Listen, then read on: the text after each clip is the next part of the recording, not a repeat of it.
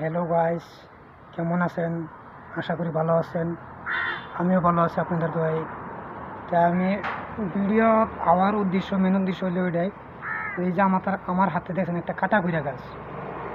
হ্যাঁ, এই কাটা কুইরা গাছের উদ্দেশ্য একটাই।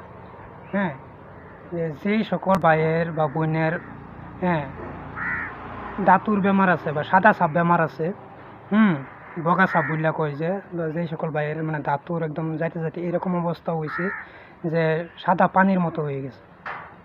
হ্যাঁ, তো আমার কথার উদ্দেশ্য হলো এটাই যে গাছের সাদা মূলটা দেখছেন।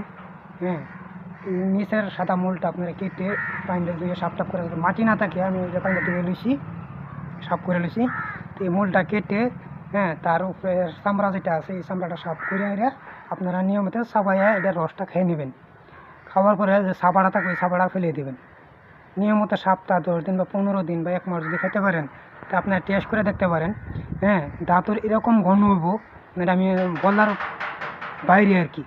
আর যে সকল নারীদের মানে বগা সাপ যাইতে যাইতে এরকম অবস্থা হয়েছে, মানে হাত পা জ্বলাফেরা করে, ঠ্যাং বেদনা করে বা কোমর বেদনা করে, পুরুষ এবং নারী এই অবস্থা হয়ে গেলে আপনারা এটা ট্রাই করে দেখতে পারেন। বিরাট উপকারিতা ওষুধ এইটা একটা। তা আশা করি বুঝতে পারছেন। আল্লাহ হাফিজ। আমি আবারও কইতাছি যে দেখুন, বাংলা ভাষার বা এই ভাষা বুঝি না, আমি ডাইরেক্ট কইতেছি আমার ভাষায় আমি কইতেছি। পুরুষ এবং মহিলা যাদের পুরুষের নাকি দাঁতুর বেমার আছে বা মহিলাদের বগা সাপ বেমার আছে, আপনারা এই যে গাছটা কাটতে হাইরা তলের যে অংশটা আছে সাদা অংশটা আছে এই অংশটা এখানে কাটবেন। এই যে দেখেন আমি কাটতেছি। এই যে আমি কাটছি এখানে কাটার পরে এটার উপরে একটা সাদা চামড়া আছে, এরকমভাবে কষা দিলেও সাফ হয়ে যাবে। সাফ হয়ে যাওয়ার পরে আপনারা নিশ্চিন্তভাবে আপনারা এই যে দেখেন আমি খাইয়ে দেখাইতেছি আপনাদেরকে যে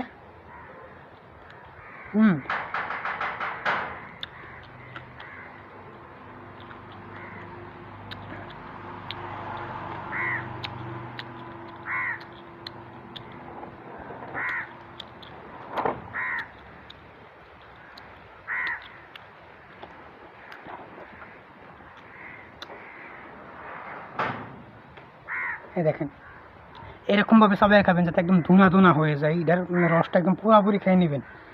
এরকমভাবে সপ্তাহ 10 দিন বা 15 দিন বা 1 মাস যদি খেতে পারেন, তো পুরুষের দাঁত বেমার ভালো হয়ে যাব, নারী জাতের সাদা সাপ বা বকর সাপ বেমার ভালো হয়ে যাবে।